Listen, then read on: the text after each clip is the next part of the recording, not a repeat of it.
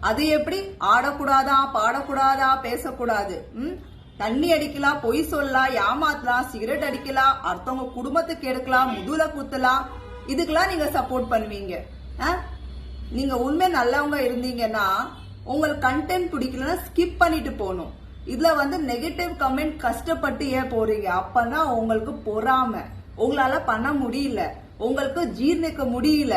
அவ எப்படி வளர்றான், இவ எப்படி வளர்றான், அவன் எதுக்கு வளர்றான் அப்படி சொல்லி கால் புடிச்சு இழுத்துட்டு நாசமாகணும். நீங்களும் வளரக்கூடாது, நாங்க வளரக்கூடாது. அப்படிதானே? இந்த நெகட்டிவ் கமெண்ட்காரவங்களை நான் பார்த்துலாம் ஃபீல் பண்றதே கிடையாது.